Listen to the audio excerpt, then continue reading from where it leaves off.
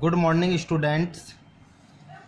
जैसा कि आपको मालूम है कि हमारी पैसिव वॉइस की सीरीज चल रही है और जिसमें अब तक मैंने अपनी वीडियोज में आपको टेंसेस प्लस मॉडल्स दोनों की पैसिव वॉइस मैं करा चुका हूँ। ठीक है, और मैं उम्मीद करता हूँ आपने सारी वीडियो को देखा होगा और सारी पैसिव वॉइस को समझा होगा। ठीक है, आज जो पैसिव वॉइस के बारे में हम डिस्कशन करेंगे वो आज हम नेक्स्ट रूल को ना लेकर मैंने टॉपिक का नाम डाला है कुछ हटकर some important rules of passive voice. ठीक है, some important rules of passive voice. कुछ ऐसी पैसिव वॉइस के कुछ इम्पोर्टेंट रूल को हम डिस्कस करेंगे कि पैसिव वॉइस बनाते समय अक्सर स्टूडेंट गलतियां करते हैं। उन्हें पता नहीं होता कि हमें इस प्रकार का अगर टेंस हमारे सामने आ जाए तो उसे हम किस प्रकार से पैसिव वॉइस में किस प्रकार से पैसिव वॉइस में उसे कन्वर्ट करना चाहिए। ठीक है, चलिए, ये सारी पैसिव जितनी भी मैंने आपको पढ़ाई हैं present past future plus models की, उन्हीं पर बेस है। पैसिव वॉइस के वही रूल हैं, वो किसी भी टेंस में उसका यूज़ किया जा सकता है। ठीक है, लेकिन कुछ जो इम्पोर्टेंट रूल हैं आप उन्हें केवल फोकस करें उन पर। देखिए, पहले ही मैंने रूल लिखा आपके सामने टू ऑब्जेक्ट्स। ऐसी भी पैसिव वॉइस होती हैं एक्टिव वॉइस से, जब आप पैसिव वॉइस बनाते हैं ऐसी एक्टिव वॉइस होती है जिसमें आपको एक ऑब्जेक्ट नहीं दो ऑब्जेक्ट मिलते हैं, यानी कि दो ऑब्जेक्ट। मैंने आपको जिसने मेरी वीडियो देखी है टेंसेस वाली उसमें मैंने डिस्कस किए हुए हैं transitive verb with two objects कि दो ऑब्जेक्ट क्या क्या होते हैं। इनडायरेक्ट ऑब्जेक्ट और डायरेक्ट ऑब्जेक्ट के बारे में मैंने वहाँ पर आपको डिटेल में बताया। फिर भी मैं आपको ओरली बता देता हूँ।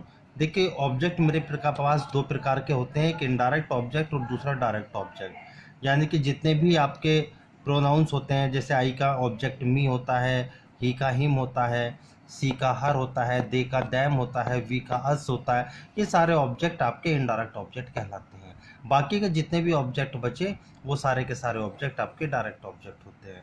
मैंने आपको शुरू में बताया था कि किसी भी सेंटेंस के अंदर डायरेक्ट ऑब्जेक्ट कंपलसरी होता है, इनडायरेक्ट ऑब्जेक्ट कंपलसरी नहीं होता।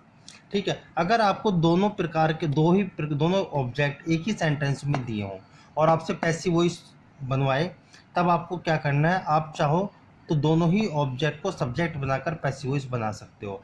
आप इनडायरेक्ट ऑब्जेक्ट से भी पैसिव बना सकते हो, डायरेक्ट ऑब्जेक्ट से भी पैसिव वॉइस बना सकते हो। कैसे बनाएंगे, सेंटेंस को डिस्कस करते हैं आपके साथ। देखिए, पहला tense, the teacher taught her English. ठीक है, अब देखिए, हर कहने का मतलब है इनडायरेक्ट ऑब्जेक्ट और इंग्लिश अपने आप में दूसरा डायरेक्ट ऑब्जेक्ट है। तो मैंने क्या करा, पहली बात इनडायरेक्ट ऑब्जेक्ट को आप सबसे पहले याद रखिए कि सब्जेक्ट आपको बनाना चाहिए। इनडायरेक्ट ऑब्जेक्ट को आपने सब्जेक्ट बनाया। She was taught English by the teacher, past indefinite का टेंस है, हेल्पिंग और वाज वर्ब का प्रयोग हुआ। She was taught English by the teacher, आप इस तरीके से पैसिव वॉइस बनाएंगे। चाहे तो आप इसकी पैसिव वॉइस डायरेक्ट ऑब्जेक्ट से भी बना सकते हैं।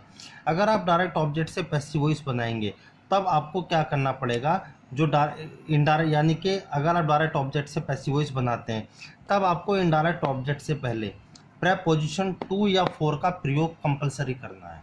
ठीक है, और वो सेंटेंस पर डिपेंड करता है कि कहाँ प्रेपोजिशन टू का यूज होगा और कहाँ पर प्रेपोजिशन फोर का यूज किया जाता है। जैसे डायरेक्ट ऑब्जेक्ट को मैं लेके आया, English was taught to her by the teacher, आप इस तरीके से बनाएंगे। इनडायरेक्ट ऑब्जेक्ट से पहले आपने प्रेपोजिशन को लिख दिया। बात क्लियर हुई। देखिए, next example, the director offers him a job. और हिम कहने का मतलब क्या है, इनडायरेक्ट ऑब्जेक्ट, और ए जॉब कहने का मतलब क्या है, डायरेक्ट ऑब्जेक्ट। ठीक है, ए जॉब कहने का मतलब है डायरेक्ट ऑब्जेक्ट। तो पैसिव वॉइस देखो, प्रेजेंट इंडेफिनिट का टेंस है, change into passive voice. He is offered, मैंने क्या करा, इस इनडायरेक्ट ऑब्जेक्ट को सब्जेक्ट बना के लेके आया हूँ। He is offered a job by the director, full stop, क्योंकि प्रेजेंट इंडेफिनिट का टेंस है, हेल्पिंग और वीजेएमआर का यूज करेंगे। अब आप, मैंने क्या करा, इसे दूसरी प्रकार से पैसिव वॉइस में चेंज किया, यानी कि जो डायरेक्ट ऑब्जेक्ट है उसे मैंने सब्जेक्ट बनाया। A job is offered to him by the director, यानी कि इनडायरेक्ट ऑब्जेक्ट से पहले प्रेपोजिशन टू का प्रयोग आप करेंगे अगर आप इस तरीके से पैसिव वॉइस बनाते हैं। वो आपकी मर्जी है, एज यू लाइक इट, आप चाहे डायरेक्ट ऑब्जेक्ट से बनाएं चाहे आप इनडायरेक्ट ऑब्जेक्ट से बनाएं। देखिए next, her husband bought her an earring। बात समझ में आई? Her husband bought her an earring। देखो हर यहाँ पर क्या हुआ आपका इनडायरेक्ट ऑब्जेक्ट, और ईयर रिंग क्या हुआ आपका डायरेक्ट ऑब्जेक्ट। मैंने इसे पैसिव वॉइस में कन्वर्ट किया, हर को सब्जेक्ट बना के ले आया, यानी कि इनडायरेक्ट ऑब्जेक्ट को मैंने सब्जेक्ट बनाया। सी was bought an earring by her husband. देखो यहाँ भी हर है और यहाँ भी हर है। आपको पता है सी का सब्जेक्ट भी हर होता है और इसका पॉजेसिव केस भी हर होता है, यानी कि नाउन से पहले ये पॉजेसिव केस है और यहाँ पर ये ऑब्जेक्टिव केस है। तो she was bought an earring by her husband. अब देखिए आपने डायरेक्ट ऑब्जेक्ट को सब्जेक्ट बनाया। An earring was bought for her. For her का मतलब कहने का मतलब है उसके लिए, ठीक है। तो मैंने सेंटेंस के हिसाब से यहाँ पर प्रेपोजिशन टू ना यूज़ करके प्रेपोजिशन फॉर का यूज़ किया। ये सेंटेंस पर डिपेंड करता है कि सेंटेंस का मीनिंग क्या निकल रहा है, कहाँ पर आपको प्रेपोजिशन टू लगानी है और ज़रूरत के हिसाब से आपको कहाँ प्रेपोजिशन फॉर का प्रयोग करना है। For her by her husband आप इस तरह बनाएंगे, ठीक है। तो इस तरीके से आपका ये वाला टॉपिक मैं समझता हूँ आपके समझ में आ गया। सेंटेंस में दो ऑब्जेक्ट दिए होते हैं, एक इनडायरेक्ट ऑब्जेक्ट एक डायरेक्ट ऑब्जेक्ट। आप पैसिव वॉइस बनाते समय चाहे सब्जेक्ट इनडायरेक्ट ऑब्जेक्ट को बनाइए चाहे डायरेक्ट ऑब्जेक्ट को बनाइए, दोनों से ही पैसिव वॉइस बन जाएगी। इनडायरेक्ट ऑब्जेक्ट से बनाते हैं तब भी सही है। अगर आप डायरेक्ट ऑब्जेक्ट को सब्जेक्ट बना के लेके आता है तो आपको इनडायरेक्ट ऑब्जेक्ट से पहले प्रेपोजिशन टू या फॉर को लिखना कंपलसरी है। चलिए नेक्स्ट रूल की तरफ देखिए, मैंने नेक्स्ट पॉइंट डाला आपके लिए ऑब्जेक्ट कॉम्प्लीमेंट।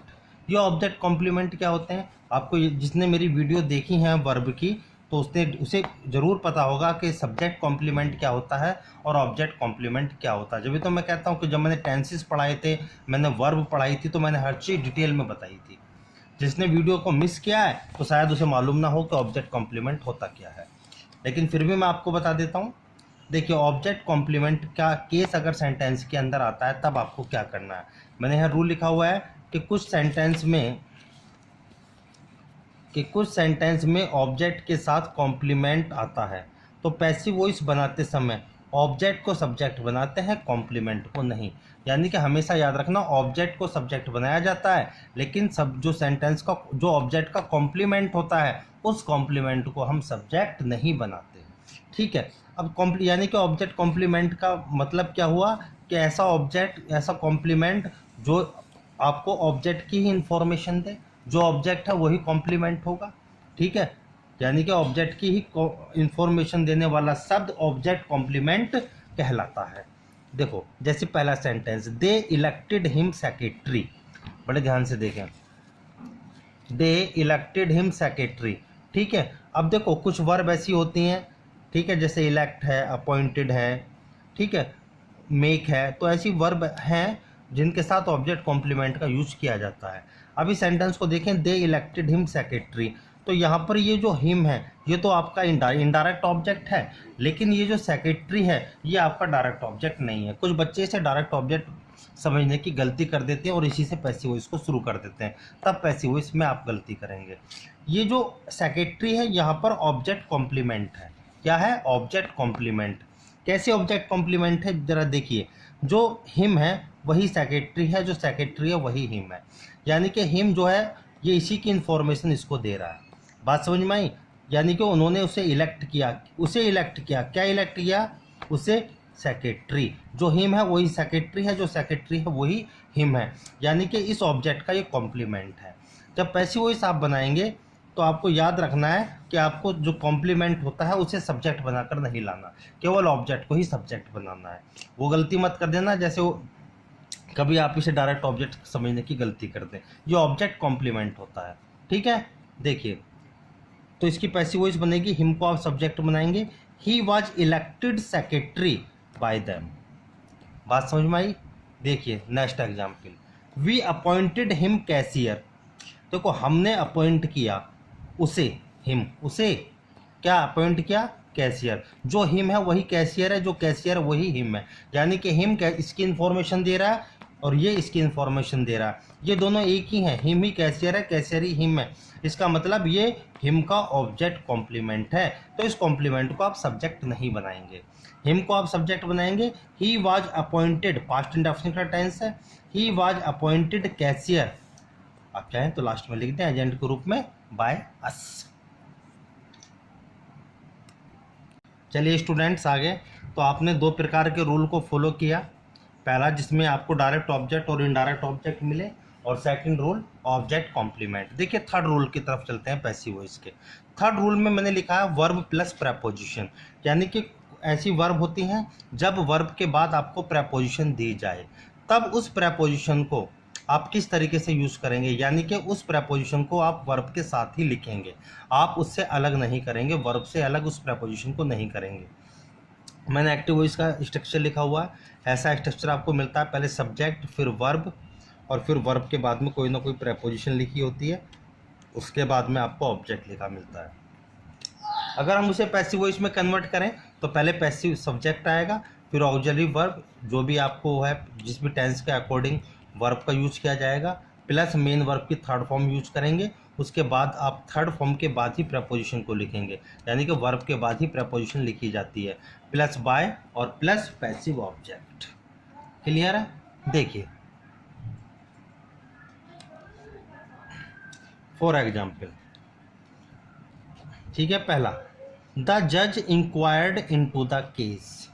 देखो इंक्वायर्ड के साथ प्रेपोजिशन इनटू का प्रयोग हुआ, तो आप इसे पास्ट इंडेफिनिट का टेंस है पैसिव वॉइस में चेंज करेंगे। कुछ बच्चे क्या करेंगे, पूरे को उठा के ले आएंगे इनटू द केस, नहीं, केवल द केस आपका ऑब्जेक्ट है। The case was inquired into by the जज, यानी कि जो भी पैसिव वॉइस के बाद में जो भी प्रेपोजिशन दी होती है, उस प्रेपोजिशन को आप वर्ब के तुरंत बाद ही लिखेंगे, उससे अलग नहीं लिखेंगे। तो the case was inquired into by the जज, इस तरीके से बात समझ में आई। दूसरा सेंटेंस देखिए, the girls laughed at him, past indefinite का टेंस है, लाफ के साथ प्रेपोजिशन एट का प्रयोग हुआ। देखिए आपने ऑब्जेक्ट को सब्जेक्ट बनाया, ही वाज लाफ्ड एट, जहाँ थी प्रेपोजिशन आपने वर्ब के बाद ही लिखी, he was laughed eight by the girls. इस तरीके से आप इसे पैसिव वॉइस में चेंज करेंगे। बात समझ में आई? देखिए तीसरा example, her father is looking after her. Looking after, look के बाद प्रेपोजिशन आफ्टर का यूज है, ठीक है, आप इसे जो का तो सेम लिखेंगे। सी इज बीइंग, देखिए हर फादर इज लुकिंग, कौन सा टेंस है आपका, प्रेजेंट कंटिन्यूअस का। प्रेजेंट कंटिन्यूअस के टेंस में आप इज एम आर के साथ बीइंग लगाते हैं, आप उसी तरीके से पैसिव वॉइस बनाएंगे। She is being looked after by her father, preposition जहाँ है वर्ब के बाद वहीं सेम जगह लिखी जाएगी। Clear? Bye her father. Next rule की तरफ चलते हैं। देखिए ये बहुत इंपॉर्टेंट रूल है, इसे बड़े ध्यान से समझ लें स्टूडेंट्स, क्योंकि आप अभी 9 से 10th क्लास में आए हो, इसलिए इन चीज़ों को बड़े ध्यान से अपने नोट्स बनाते रहना। देखिए कभी कभी आपको एक्टिव वॉइस का स्ट्रक्चर इस तरीके से मिलता है, पहले सब्जेक्ट लिखा होता है, फिर वर्ब, उसके बाद में ऑब्जेक्ट, और उस ऑब्जेक्ट के बाद में एक वर्ब दी होती है आपको इन्फिनेटिव विदाउट टू। देखिए इन्फिनेटिव अभी आपको डिटेल में पढ़ाएंगे, जब आपको हम यानी कि इन्फिनेटिव के टॉपिक पर चलेंगे तब हम आपको infinitive complete the following sentence आपके आते हैं, जब मैं आपको कंप्लीट द फॉलोइंग सेंटेंस कराऊंगा वहाँ पर डिटेल में पढ़ाऊंगा आपको इन्फिनेटिव। फिलहाल आप इन्फिनेटिव के बारे में इतनी जानकारी ले लें कि इन्फिनेटिव दो प्रकार से यूज होता है किसी भी सेंटेंस में। इन्फिनेटिव का मतलब होता है टू प्लस वर्ब, इन्फिनेटिव मैं यहाँ लिख देता हूँ, इन्फिनेटिव का मतलब है टू प्लस वर्ब, यानी कि जब वर्ब से पहले आप टू का प्रयोग कर दें तो वो इन्फिनेटिव कहलाता है। कभी कभी होता क्या है कि इन्फिनेटिव को हम जब दो प्रकार से डिवाइड करते हैं, एक तो फुल इन्फिनेटिव यानी कि टू प्लस वर्ब जब वर्ब से पहले टू का प्रयोग हो, एक वो इन्फिनेटिव जब वर्ब से पहले टू का प्रयोग नहीं होता, ठीक है, उसे कहते हैं हम बेयर इन्फिनेटिव। मैंने लिख दिया इन्फिनेटिव विदाउट टू, यानी कि जब इन्फिनेटिव का प्रयोग बिना टू के हो, केवल वहाँ पर वर्ब की फर्स्ट फॉर्म दी होगी आपको, ठीक है, टू का प्रयोग नहीं होगा। ठीक है, कुछ ऐसी वर्ब होती हैं जिनके साथ केवल इन्फिनेटिव जो है विदाउट टू ही यूज किया जाता है, लेकिन जब हम उसे पैसिव वॉइस में कन्वर्ट करते हैं तब हम टू का प्रयोग करते हैं। बात क्लियर हुई? देखिए पैसिव वॉइस का स्ट्रक्चर आप कैसे बनाएंगे, ऑब्जेक्ट के बाद वर्ब को इन्फिनेटिव फॉर्म यानी कि टू वर्ब यानी कि टू प्लस वर्ब में आप चेंज कर देंगे, वर्ब से पहले आप टू का प्रयोग करेंगे। देखो इस सेंटेंस में आपको दो वर्ब मिलेंगी, देखो फॉर एग्जाम्पल के माध्यम से आपको ज़्यादा क्लियर होगा, क्योंकि आपके लिए हो सकता है टफ टॉपिक हो। पहला sentence he made me laugh, positive verb का सेंटेंस है, ही मेड मी लाफ कहने का मतलब है उसने मुझे हंसा दिया। ठीक है, देखो एक तो वर्ब ये रही आपकी मेड और दूसरी वर्ब ये रही आपकी लाफ। बात क्लियर हुई। जो सब्जेक्ट के तुरंत बाद वर्ब होती है वो इसी सब्जेक्ट की वर्ब है और यही मेन वर्ब है। ये जो वर्ब है आपकी इन्फिनेटिव वर्ब है। अब देखो यहाँ पर अगर टू लाफ होता तब ये फुल इन्फिनेटिव कहलाता, लेकिन अब ये इन्फिनेटिव विदाउट टू यूज हो रही है क्योंकि इससे पहले टू का प्रयोग नहीं है। कुछ वर्ब ऐसी होती हैं जिनके साथ यानी कि इन्फिनेटिव वर्ब यानी कि विदाउट टू यूज की जाती है, फुल इन्फिनेटिव यूज नहीं किया जाता।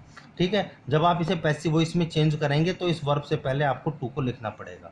देखो कैसे आप पैसिव वॉइस बनाएंगे। मई को आपने सब्जेक्ट बनाया, I was made to laugh by him, इस तरीके से। बात क्लियर हुई। सेंटेंस नंबर 2 देखिए, ही सा मी सिंग ए सॉन्ग, यानी कि उसने मुझे गीत गाते हुए देखा। तो मी को आपने सब्जेक्ट बनाया, आई वाज सीन, जो मेन वर्ब है आप उसे यूज करेंगे थर्ड फॉर्म में, आई वाज सीन, और इस वर्ब से पहले टू का प्रयोग, टू सिंग ए सॉन्ग, इसमें कोई चेंजिंग नहीं, to sing a song by him, इस तरीके से। बात क्लियर हुई। देखिए थर्ड एग्जाम्पल,